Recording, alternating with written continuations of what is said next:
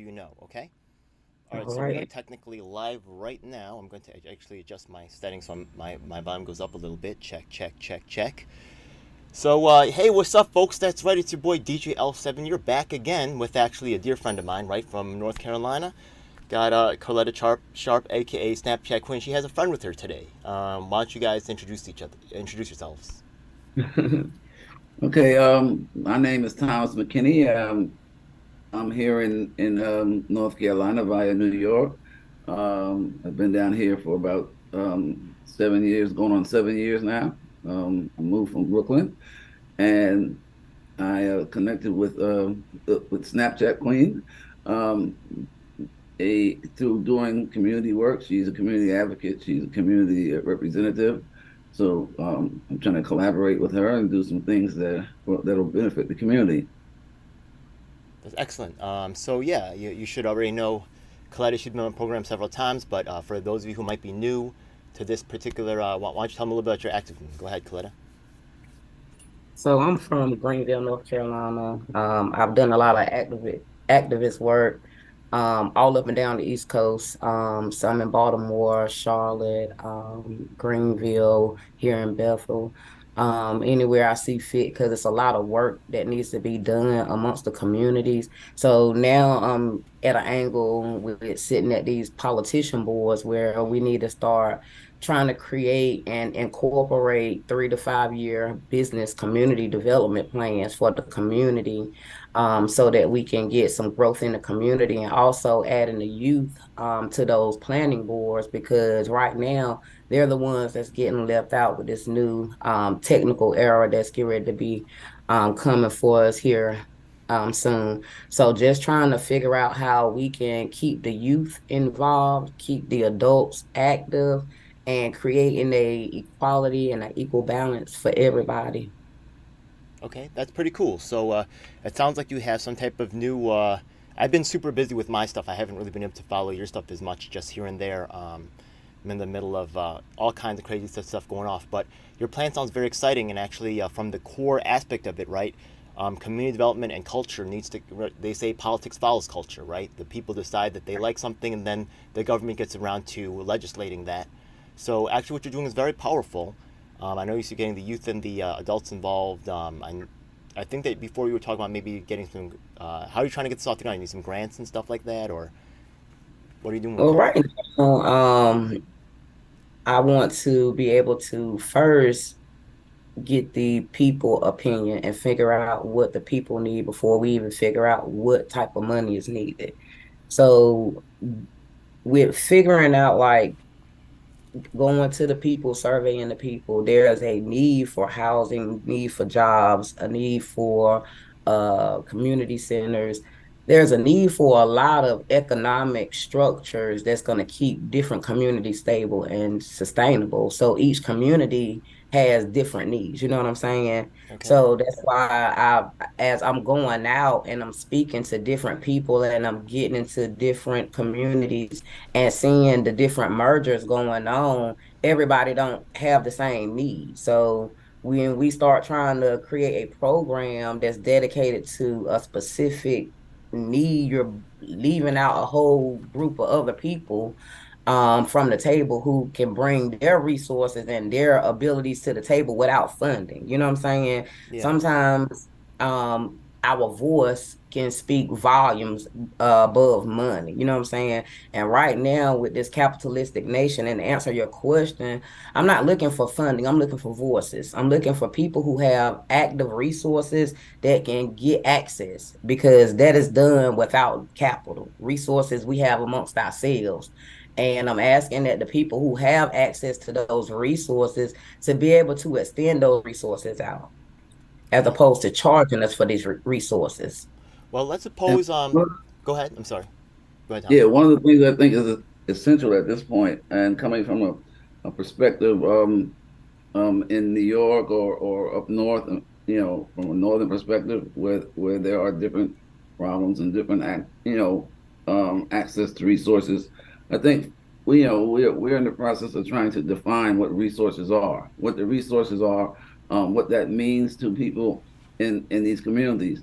I've since I've been in North Carolina, I have noticed that there the level of participation by people in our culture in the mainstream tables that are making decisions for the communities is nil. So I think that we are what we're trying to do is try to find how to get people into a position where they can articulate what it is they need and to be able to access the resources to do this.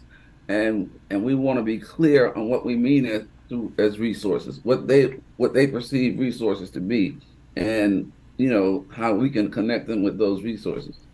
You know, I like that a lot.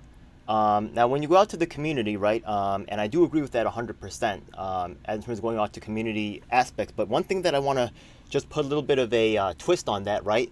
They say if you don't know your rights, you don't have any rights. You know what I mean? A lot of times, the police arrest you and you don't know your rights, and they pull some like shenanigans on you. So the thing is that the community, right? They might know about some of the resources they need, but one thing that I like to point out to the black community, just about just being Asian American, right? The thing is that Asian Americans, we got all educated and stuff, right?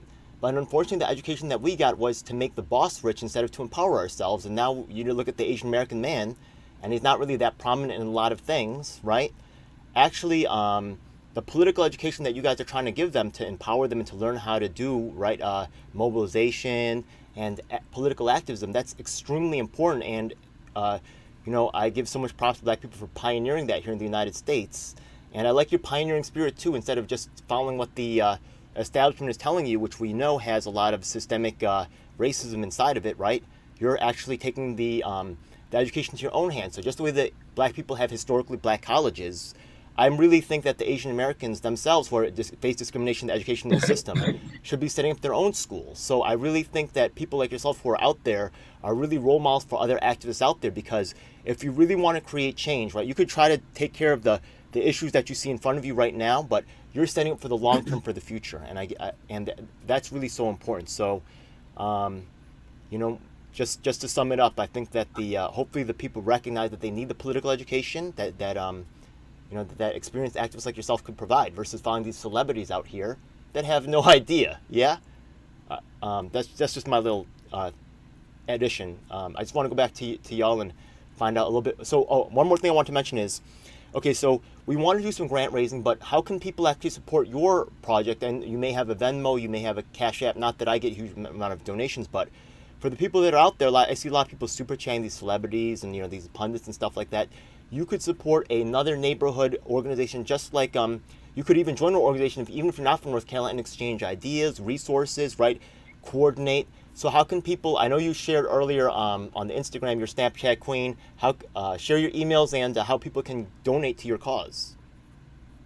All right, so what you can do for one to help with hunger and climate change is we went and bought some seeds.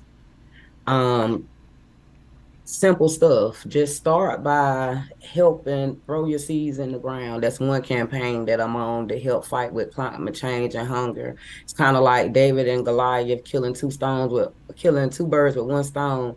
So grab some seeds if you have land, if you're able to, get a garden going, start putting out community gardens and allow the people in the community to come in and work in them, teach the kids how to go in and work in them. This is going back to self-sufficiency, learning how to feed yourself, and also giving people skills, you know what I'm saying? With that, also, we have this Shelter One, Shelter All campaign going on. That's with housing to bring awareness to the homeless situation that is going on, the stereotypes where people have confused Dave Chappelle crackhead scene with working families who are really out here working jobs who aren't making three times the rent. So we're here to bring attention and acknowledgement to the real life reels of what's going on. So that's why I started my Instagram page, kind of to bring awareness to the real reality of the housing crisis that's going on in America. We're clearly walking past empty apartments, empty houses, plenty of land where we're able to see families who are working, runaway kids, domestic violence situations, even mental health patients, drug addicts, normal families being placed in situations where it could have been preventable simply by having a stable place to live. So we're hoping to give everybody the American dream, not the American nightmare, and not creating a capitalistic nation where people are capitalizing off people to keep them in poverty for them to accommodate a better lifestyle. So if you want to donate to that cause, just go out and go to a shelter, go out to a park where you see some homeless people at, go and talk to them, find out what type of resource, what kind of job you can offer them, even if it's, some people just need somebody to talk to. Yeah. So if you want to donate any money, any resources to that, I do have a cash app where I do. And Tom, also we go and we take up stuff and we purchase items. And like the wintertime, we had this the hand pocket, what was the little hot pot, the hand warmer drive, where we just went and got different people and we bought hand warmers and blankets, went out to the parks, laid them out in different locations where we would think that someone who was sleeping outside would get access to them, so that they can at least try to brave the cold and the frost out here. So that was just something that we did without asking for any governmental assistance. You know what I'm saying? So some things we can take into our own hand. So I'm not pushing a campaign that's begging people for money. I'm not pushing a campaign that's asking you for money. I'm pushing a campaign that's asking you for access to your resources, live resources where people can access and do themselves. Throw some seeds in the ground. March is coming. You know what I'm saying? Go ahead on and throw those seeds out in March. April wind showers, bring them dang on flowers for us to harvest and be able to feed some people out here this spring and summer. And we can, pay it forward that way. So if you want to pay it forward to me, just, plant a seed of life for somebody. Yeah, and to your earlier point about education, right? I think that's one of the things that we have to grapple with in terms of our culture. Education is purposeful, and education that's provided and supplemented by a dominant culture is about their keeping them in power. They teach you how to be subservient. They teach you how to acquiesce to their platforms and their strategies that facilitate their survival. If you listen to it, it's in the language a lot of times. When you talk about civil servant, the word servant is in there. And they say civil servant, and we kick that around all the time. Civil servant, be a good civil servant. Servant, what is a good civil servant? So the education now, as I see it, and as I've experienced it, is about indoctrination. It's not about really education. We have to take on the responsibility for educating our youth, especially, and even the younger kids, so that they can develop a mindset that will facilitate their prosperity, that will facilitate their ability to be individuals that to be productive in their own cultures. Um, there's different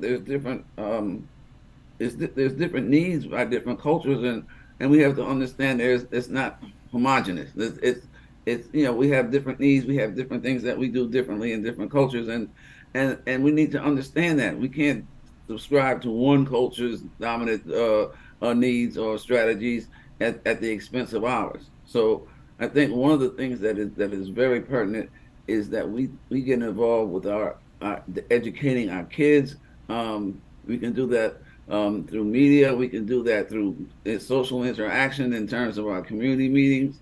We can go out and help, like Colleta does.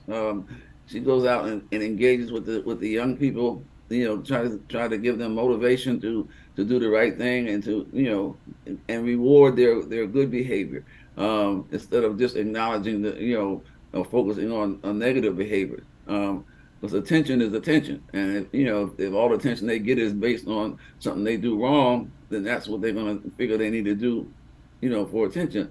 No, we need to reinforce positive attitudes and positive behaviors in our children, and then we need to give them the tools to facilitate those positive behaviors. And especially in marginalized communities where positive is manipulated in a lot of different ways. and people see like positive as being the guy on the corner with the water money, or the the rappers talking negative stuff about women and crime. So I think that we need to restructure those perspectives so that kids can get a positive reality that will benefit them Yeah. in the long. A lot of those, you're absolutely right. A lot of kids look up to these negative stereotypes that are only allowed to persist in the black community. Why? Because they're exploiting a certain image, they're exploiting a certain, mystique, and it's wrong, and it's obvious because you could see the one directionality of it, right? It's not equal or fair. So, It's I designed to appreciate keep them also, marginalized. when you talk about the resources, right? The resources are information as well, right? The resources are another resource is look. The fact of the matter is that even though we're working together on this project, right? It's impossible for us to have all the same priorities or the same perspective. Right. So, the thing is that if I'm really your friend, I will actually be giving you tools that will empower yourself, right? Yeah, and not just asking you to help me all the time, right? But also, right? If I'm just asking you to help me all the time, I'm not really your friend now, am I? Right? Right. So, one of the things that we've actually put out there is actually the voter lists right here in New York, right? I don't know if in North Carolina those voter lists are free, but you guys can collect them year after year and put them into a database. I think that could be a powerful tool, right? And actually, here's just an interesting question. I'm just going to throw this out to y'all. I heard someone about the Democrats recently pushing for, since you are working with the youth, about trying to lower the voting age to 16. How do you feel about that? Well, I think that what needs to precede that is education about politics.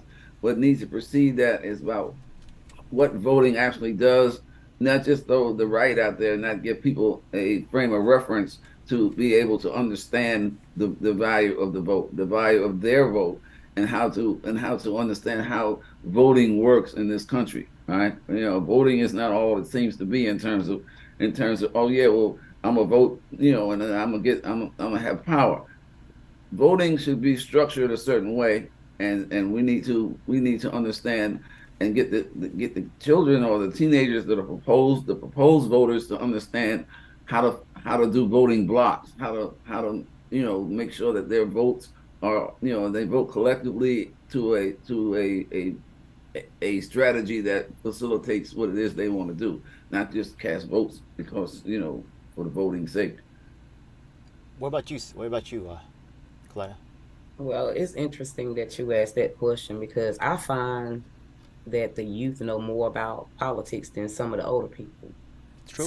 So, and they start in like middle school, and I can have a more political conversation with a middle schooler than I can some of the older people, because the older people are caught up in this battle of Democrat and Republican, to whereas they don't even see where the president runs this office, the Congress and the House and the Senate runs your bills, and where your bills are passed is through them and not your president. So it's like we live in this world where the children are more politically built and structured than the adults, but the adults are running it. Even when we went to Washington and we Yeah. would sit down in front of the representatives, we saw how the children knew more about what was going on than the representatives who were mentoring them.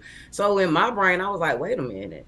Now, if the children are more structured with how politics are ran, but the adults are the ones who are giving out the orders, then we are doing it backwards. I feel like if kids are taught politicking in middle school, sixth grade, then you should be able to vote in sixth grade.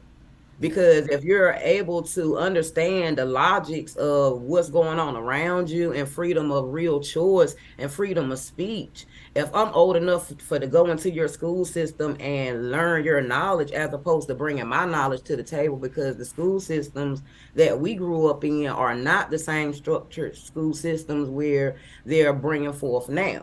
You know what I'm saying? When I come up in school, like I tell people all the time, my daddy was one of the first Black students who was integrated into schools down here in the South, and that was only in the 60s. Wow.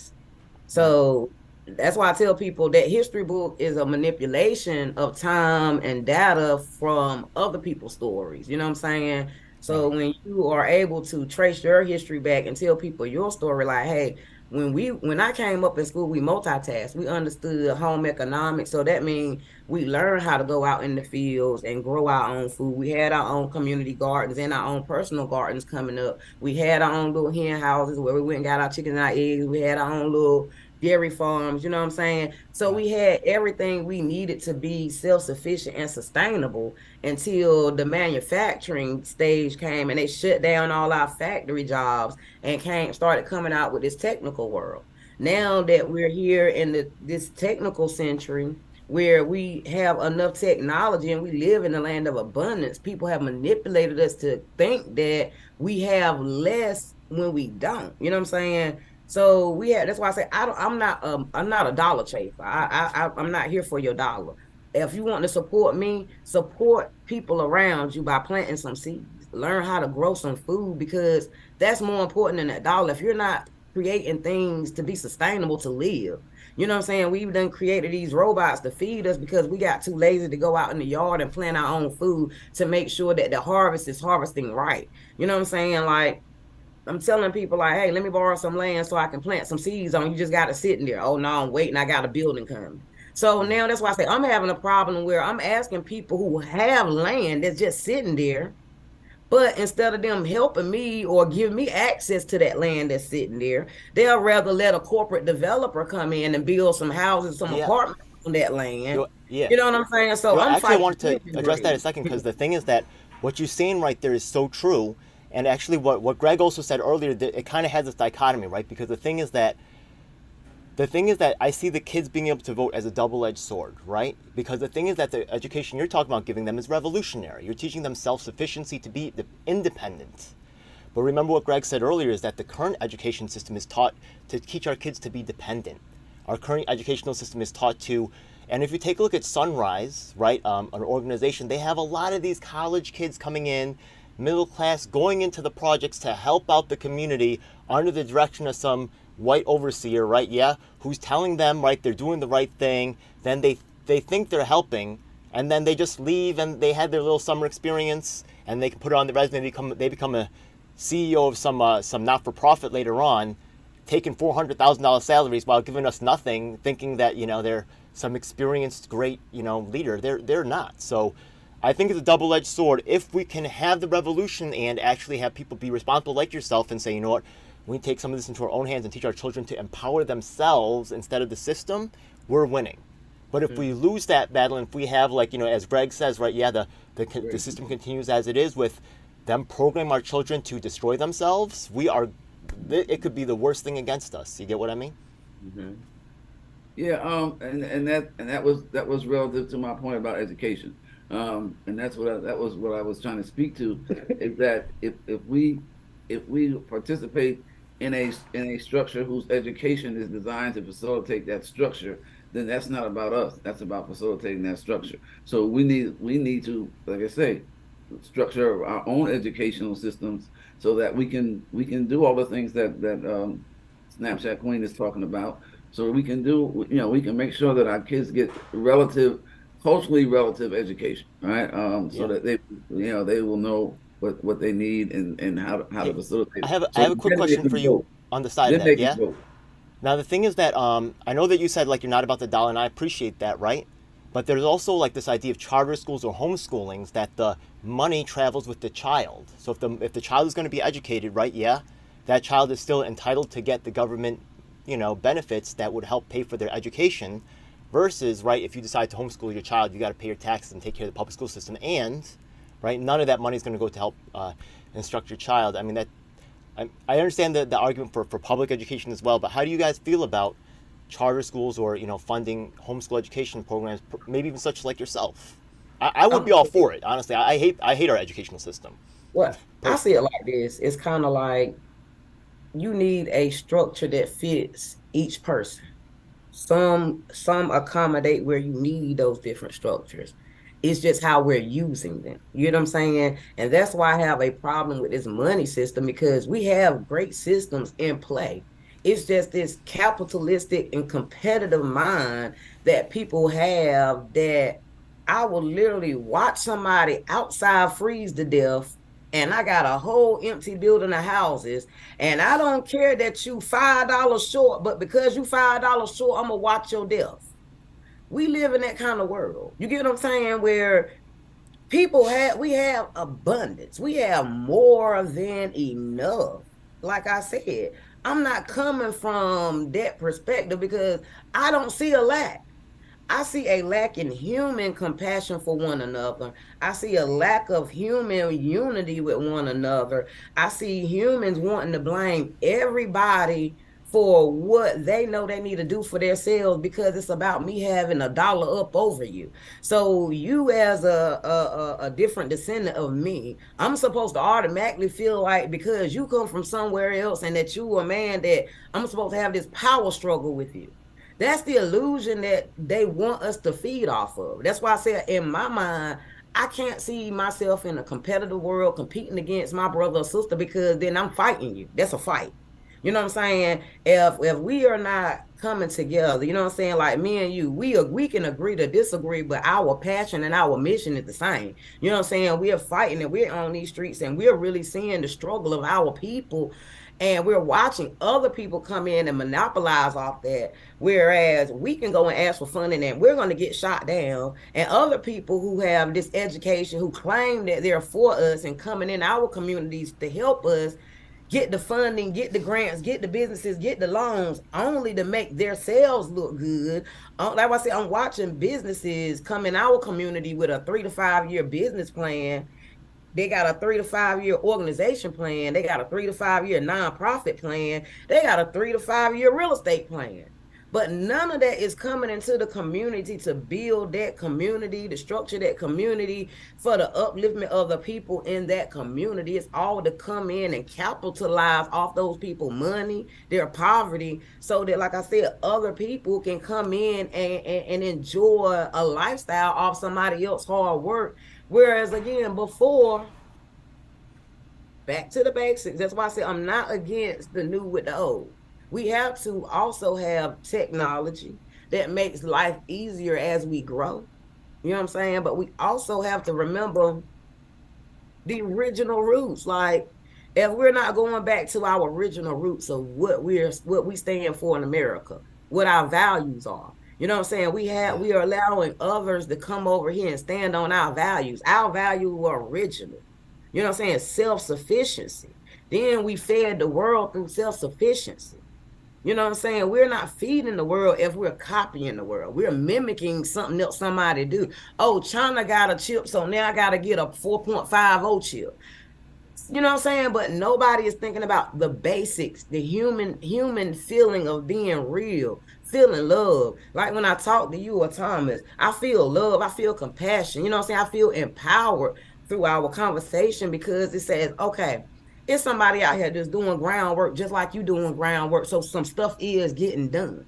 You know what I'm saying? And we don't got no money. They got the money. The people who have the money don't disperse the money because they scared that they're gonna run out of money. You know what I'm saying? Yeah. So it's always the little people at the bottom who holds it up because we don't got nothing. We got to make everything up as we go. So as we make it up, the top say, oh, I see a product, a design that we can go and cover a manufacturer up and we can sell it back soon. So now we become enslaved to our own gadgets and devices and forgot the main core. How do you feed yourself? How do you give yourself energy? How do you give yourself this mind to be able to go? You got to plant that seed. And I think it's essential that kids and youth and even some adults understand the capitalistic system. We are, it's systemic. The economic deprivation is systemic in this system. And in order to facilitate a lot of the things that we're talking about, we have to focus on how we can navigate and change the system that perpetuates these things.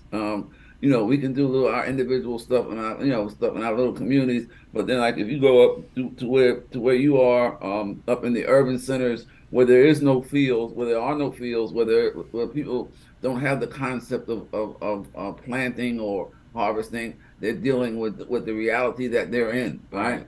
And their reality is different. So they need to learn how to navigate their reality to their benefit, and understand that this systemic economic deprivation in this system, the ability to move out of a servitude perspective, is essential to their survival. I mean, unless you're going to survive on your knees all the time for the rest of your life, you have to understand that what capitalism is and how it works, and get involved in platforms that try to take down capitalism. We're actually talking about revolution. If you really want to, you want to call it basic, it is about revolution, and it is about changing perspectives, changing people's ability or willingness to subscribe to well, what it is, and take that attitude and just go along with it.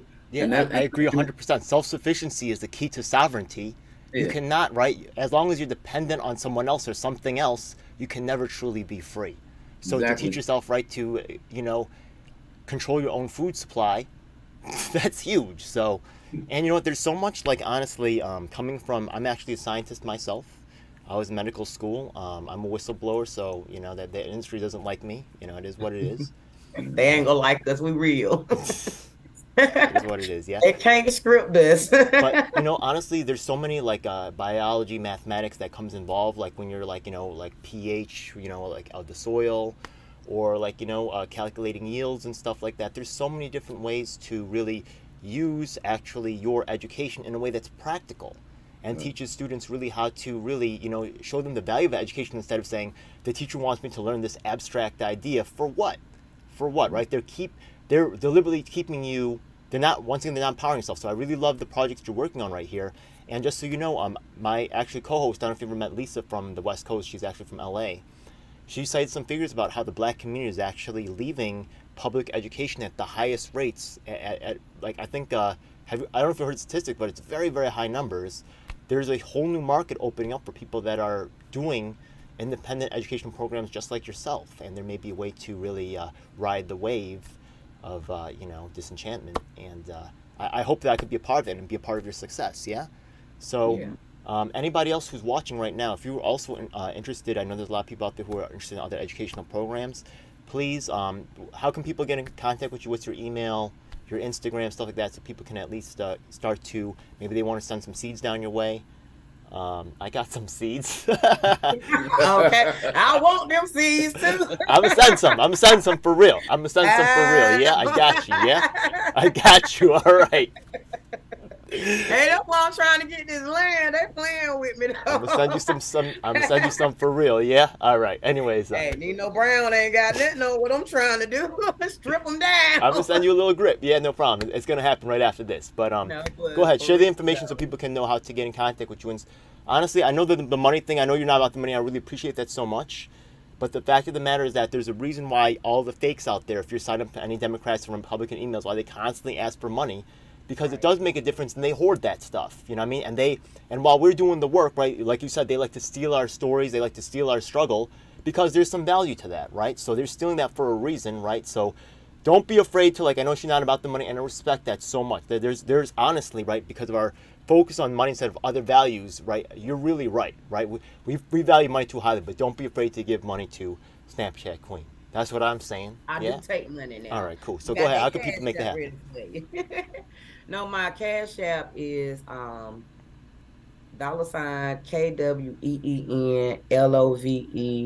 KWEENLOVEALOT. So that's Queen Lovelot, and that's Queen KWEEN.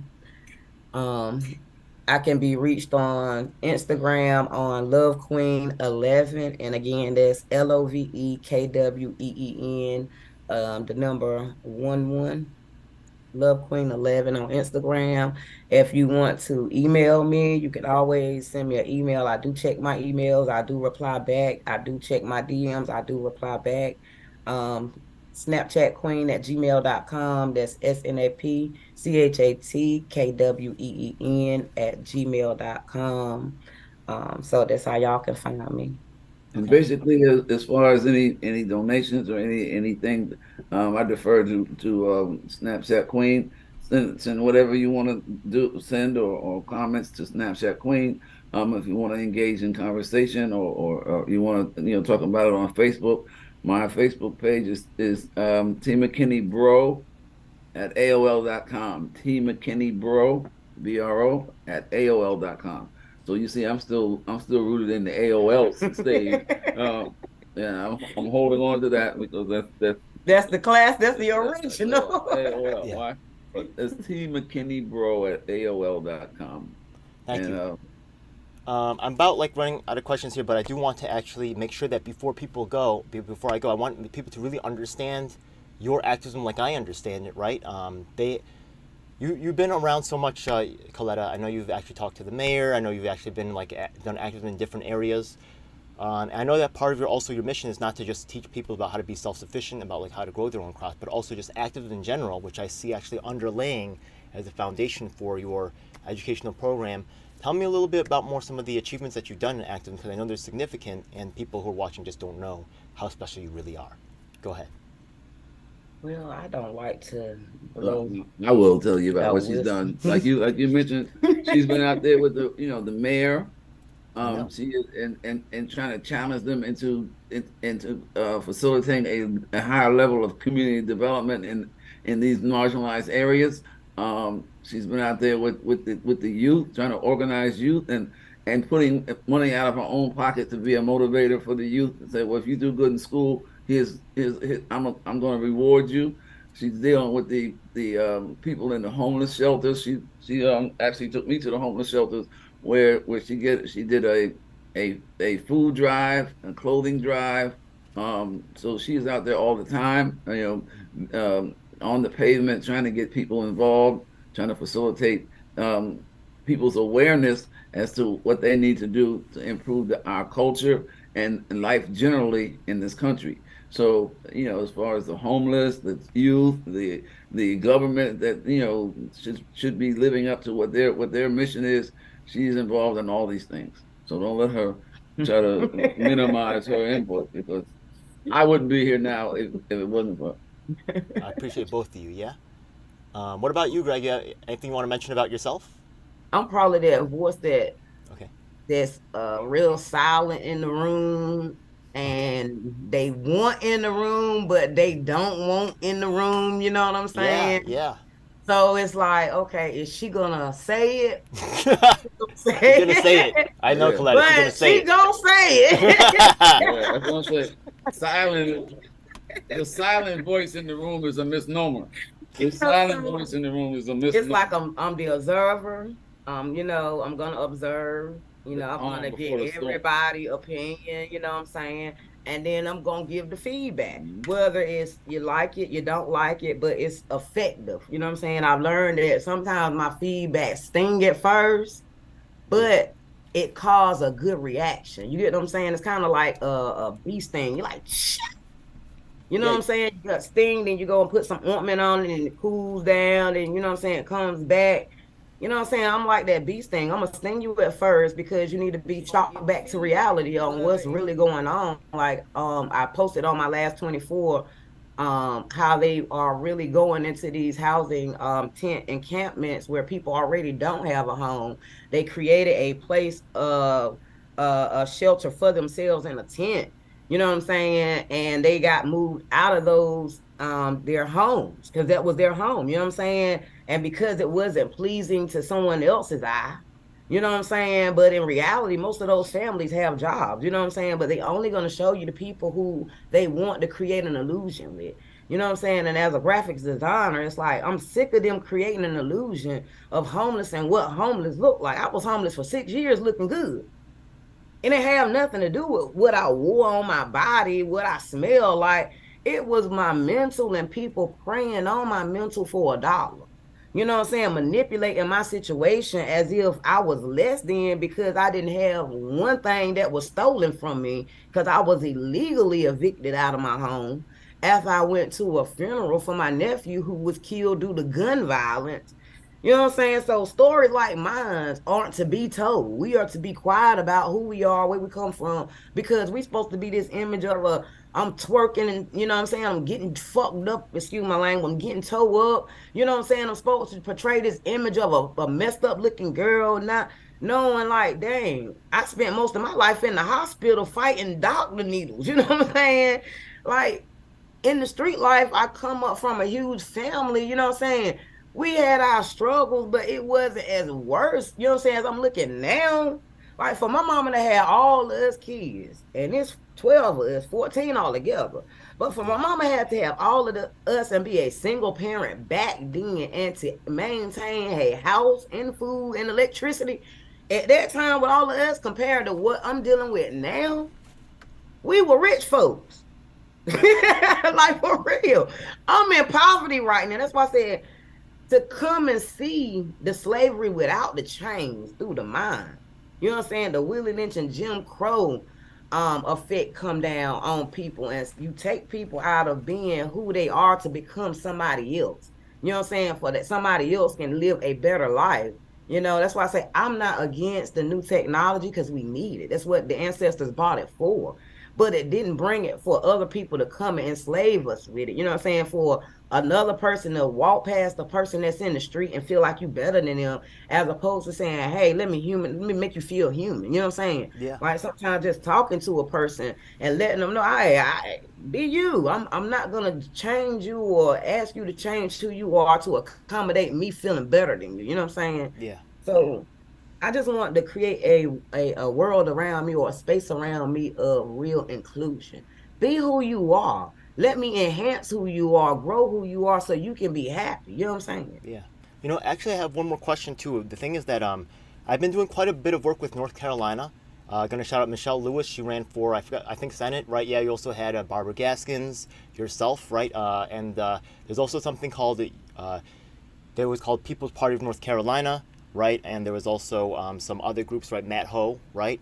Now the thing is that out of all my interactions with different states, right, here in New York City, actually white people are a minority, right? You have black. I know you watch Seinfeld, you watch Friends. You're like, oh, well, New York City's all white. Guess what? It's not, right? Yeah, white people are very, like maybe 25. They're very small minority, right? Yeah, here not very small, but they're definitely minority. They're just another minority group here. But when I look at North Carolina, I see like standing out more than any other state that I've really talked to.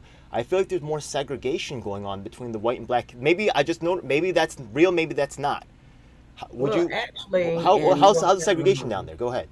but see, that's the thing about North Carolina and the difference with like some of the southern states towards the northern states. The northern states have more other cultures and other people from different places than we do down south. That's why a lot of those books, when we start reading about slavery and stuff, we can't relate because it makes us look like I said, we were farmers.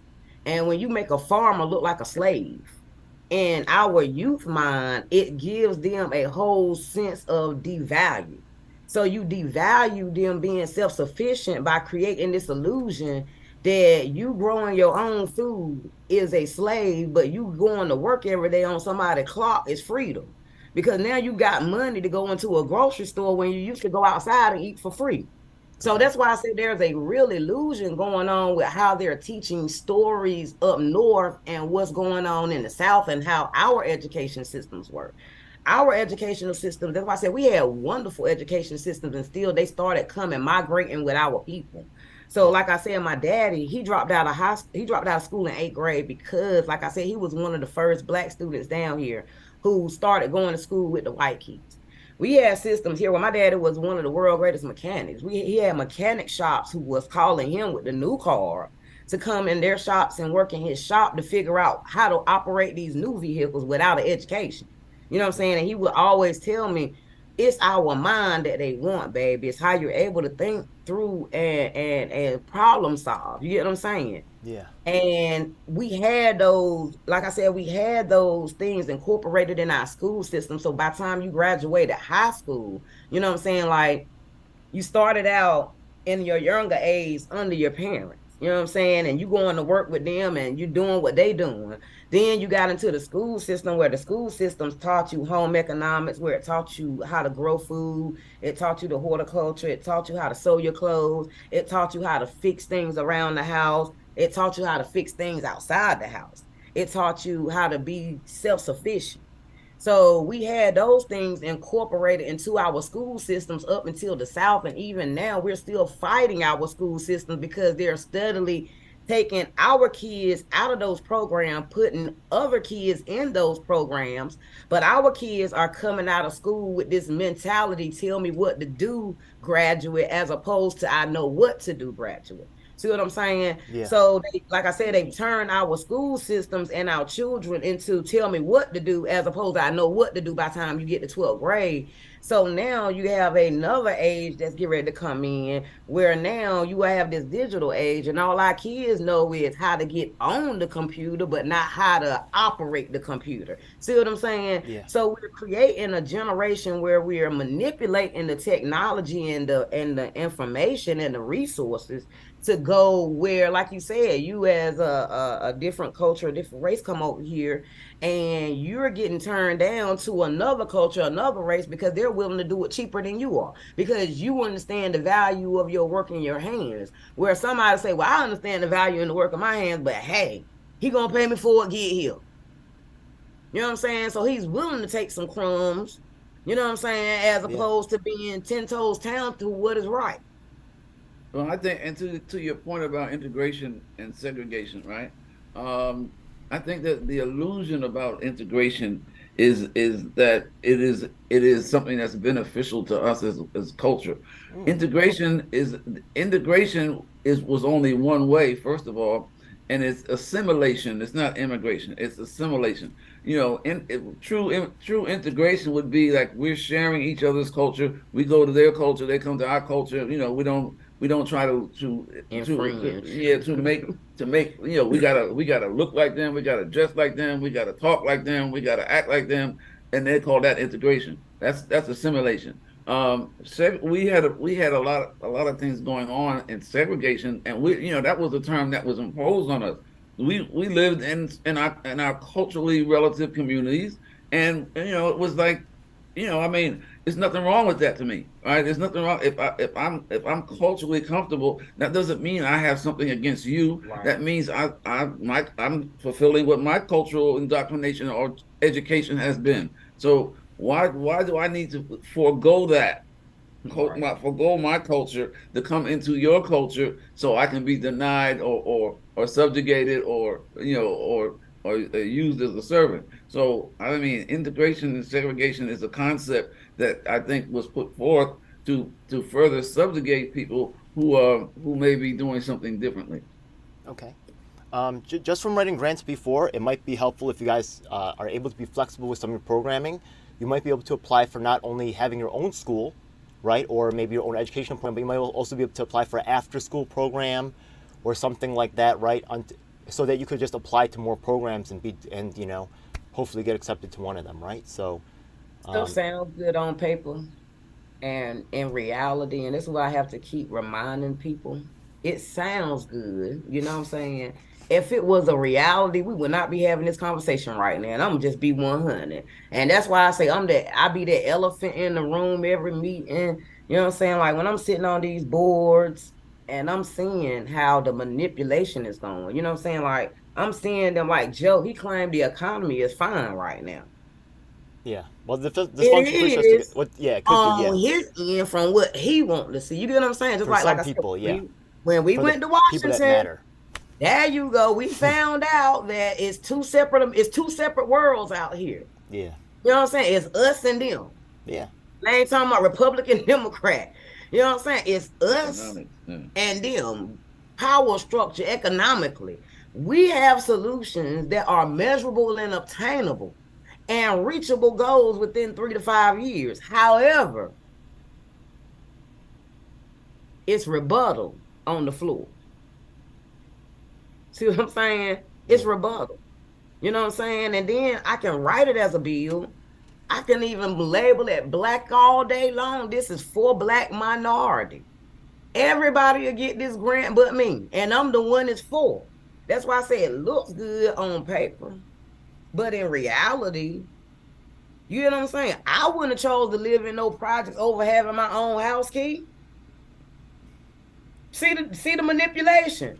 You tell me that I want to be here in these projects, living my ghetto queen fabulous life. You know, actually, that's one thing I want to talk about you as well, right? The thing is But that the I'm just Save Section making a 9, yeah, point that yeah, in reality, people feel like people want to live in the projects. You know what I'm saying? People yeah. give projects this mentality that ain't real, not realizing that if HUD had those programs set up for us to transfer out to self-sufficiency, half of these women wouldn't be here for 45 years or 50 years calling it home, now being at threat to be put out of their home with nowhere to go, no education, no resources, or no financial stability to get nowhere else, and saying that it's affordable housing and access out here. You And know, I that's why. wanted to actually talk to you about that right quick. I don't want to actually, I still have a lot of love for Ramona and Save Section 9, but the fact of the matter is that Sunrise actually has, you know, for some reasons, right? Yeah, I'm not really supposed to be participating as much. It is what it is, right?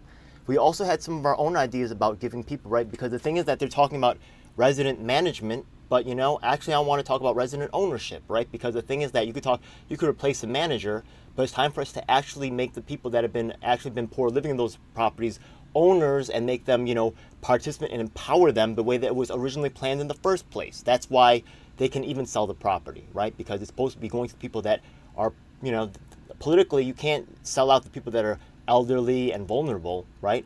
The reason why it passed was because we said, look, it's supposed to be the people that are actually living there. We're going to give them the houses, right? So the thing is that maybe we could make our own proposal, right? I know they're making a legislative, they're submitting something, and that's, you know, that's cool. I'm not mad at that. But we could also submit something. We also have a national coalition of people that have maybe slightly different ideas. Some of them are probably the same, right? Yeah, because if they do refund public housing, we could use that to shore up if you miss if there's money for rental assistance, there's money for mortgage assistance, Right. right? So the thing is that, right, if why can't we assure, right, if you're making some money, you can make some payments off on it, sure. But if you have a hardship, well, let's take care of you. You get what I mean? So maybe we could submit a separate legislative package. We can contact legislators on our own, and I'm not trying to undermine them at all. I wish them the best, but you know, we can do our own thing. You know what I mean? So you down for that? When you talk about, like I don't know whether you know, but I worked in public housing in New York in night shift for 31 years before Oh, coming down okay. here. And the whole concept of the word project, right, Yeah. is germane to keeping people in a mindset, right? Because it was a project when it was on paper and it was being proposed and it was built. After it was built, it's no longer a project. Now project is a word to define, it has a negative connotation. Yeah, yeah, I've heard that. You Yeah, know, development or things like that. Yeah. and I have always been opposed to that term, because I think that facilitates people feeling a certain way about themselves and where they live, right? Yeah. So, I think that we have to be mindful of terms. We have to be mindful of all the manipulations that are upon us. You It's know, true. like you're saying, and like Coletta's saying, it should not be about management. It should be about ownership, right? Yeah. And resident management, in my view, is an illusion. Because Hmm. first of all, how are you going to manage? Where are you getting the money to manage from? You got to get the money from the people From the who owner. the Yeah, I owners. feel you, Right? man. Yeah, I feel you. So Yeah, president, I feel and you. then it's ultimately to me a setup, because if how you want to manage? What do you know? If I've been hearing about this Wordplay. since the 80s and not 80s, that when they were talking about resident management. All Resident right. management is not a new concept, but So yeah, you know what I mean? Yeah, the manager could be they may have replaced, had but the owner cannot. Yeah. one or two developments in NYCHA that did a pilot program about resident management. I think it was Douglas houses or something like that. I don't know. I'm not sure. But it resident management is just like being a overseer. Now you're Well, gonna I'm gonna come tell and you right now that all the organizations seek a Save Section 9. They're even Save Section 9 isn't even backing up resident management. I mean, I think they are maybe now. That's not their primary goal, right? Their Right. primary goal is an environmental thing, right? Yeah, there's other forces that want to install solar panels, whatever, and I get it, you know what I mean? But the fact is that the residents have to empower themselves, right? Yeah, it's up to the residents whether they want solar panels or not. Who cares about, like, get out, honestly, right? What? Tell them rich people to put solar panels on their shit, you know what I mean? Yeah. Stop trying to settle. That's just my view. So I really want to work with you guys, and look, I look at them as an inspiration, right? We met each other on the DC bus there. They got a Right. lot of funding, right? But if they're not really, 100% what we want, then we can just submit our own package. So I hope I, we can And, do and that. I want to say something to that Yeah. because I actually submitted some stuff to HUD. Myself and Amber Clinkscales, we actually put together a 5-year community development plan, Okay. and we went around and we submitted this plan to a whole lot of officials.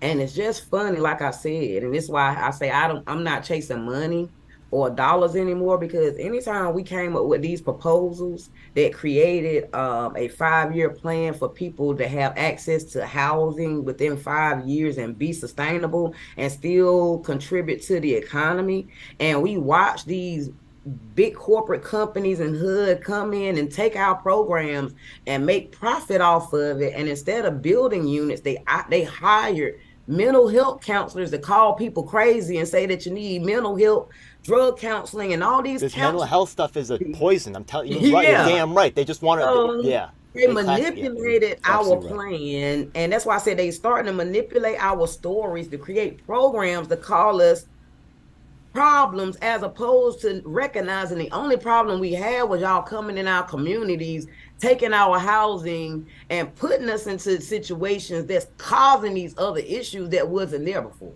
So it's like they took what we gave them, and I found out HUD does have a housing program now that does act like a Section 8 voucher to pay for a mortgage.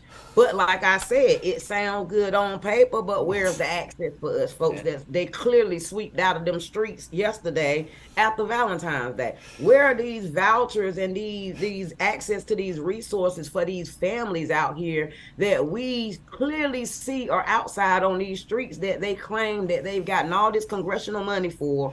You have, if you go Google right now, nonprofit organizations that help with housing, I guarantee you get a timeline full of them. But guess what? When you call every last one of them, first thing they say is, "Oh, we don't help with housing. We are just a resource center. We just gonna give you a phone number to somebody else who's gonna tell you the same thing I'm telling you." Yo, word up. I feel you 100%. Yeah, that frustration, you're right. Yeah, if things were going well in your community, we wouldn't have to talk to each other. But unfortunately, they're not.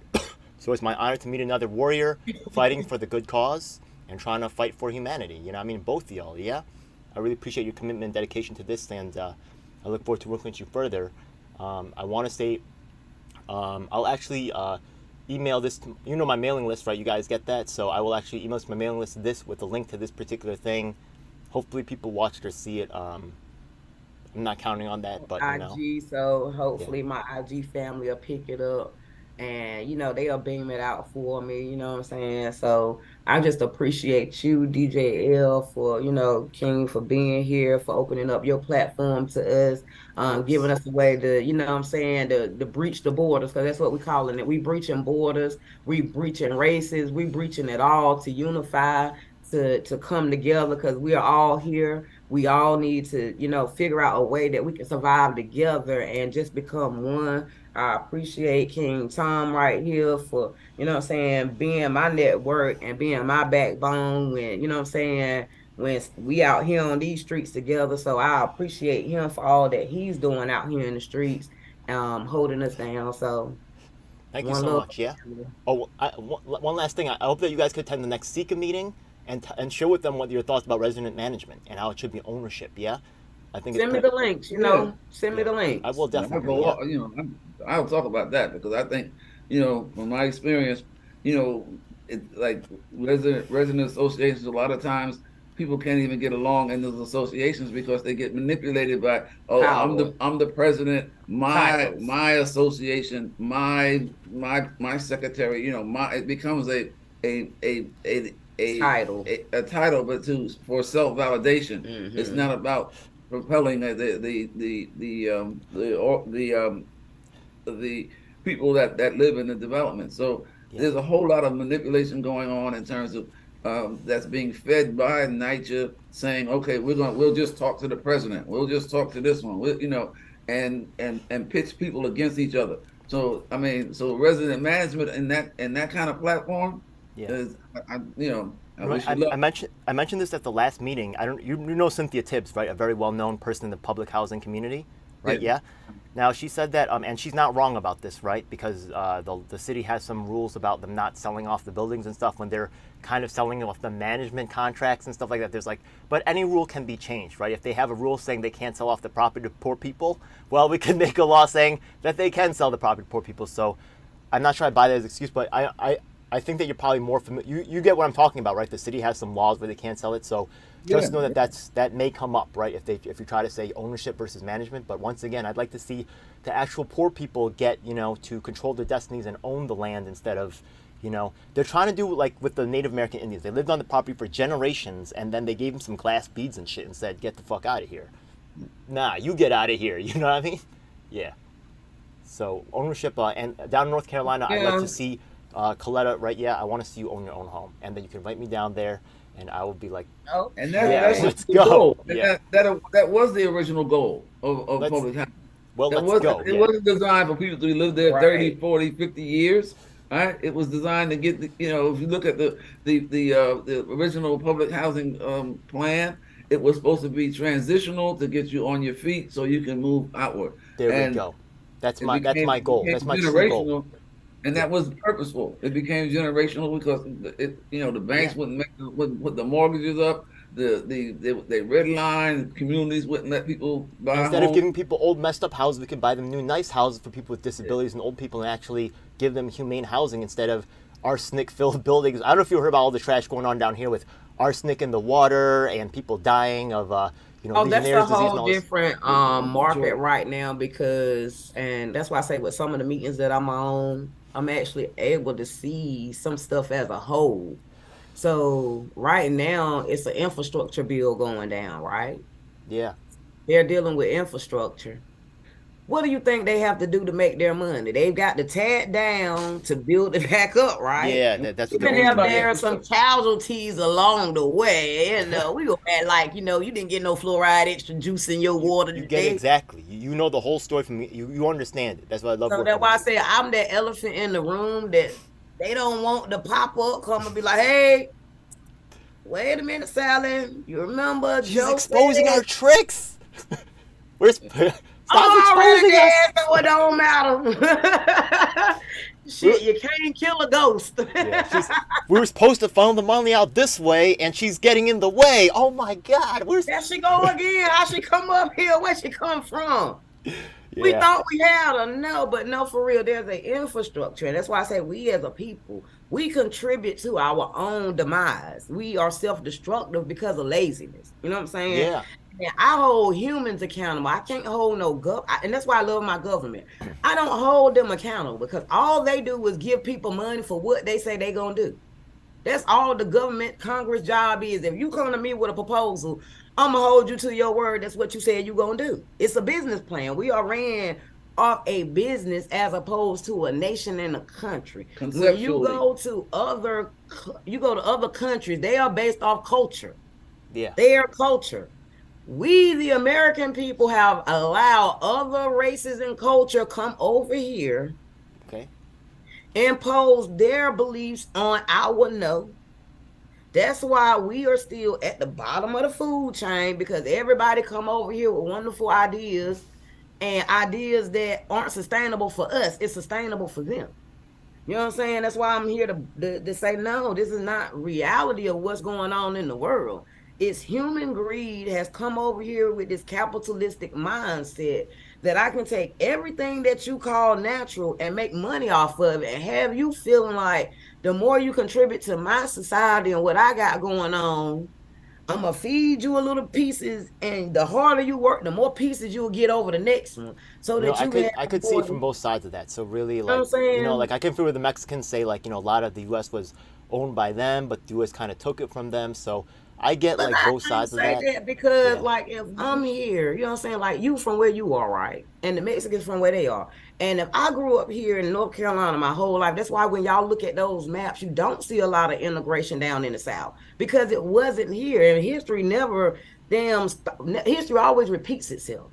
Yeah. So if you look at all of those maps, that's why I tell people I grew up in an area where we only had black people and white people. We never seen Mexicans, Chinese, or none of those folks until the 90s. You Okay. see what I'm saying? And the white people that live down here did not live amongst us. They live across the tracks like they are now. You know what I'm saying? We live on one side of the river. They lived on the other side of the river. Only time we came together was like doing businesses. You know what I'm saying? Yeah, Like I encourage going all my to audience to school. check out all the footage, all the things. Once again, name the names: Matt Ho, Barbara Gaskins, Michelle Lewis, right? Yourself, right? Yeah. Snapchat Queen or Colleta Sharpe, right? Yeah. Notice that in all the videos that I have, People's Assembly of North Carolina, right? Yeah.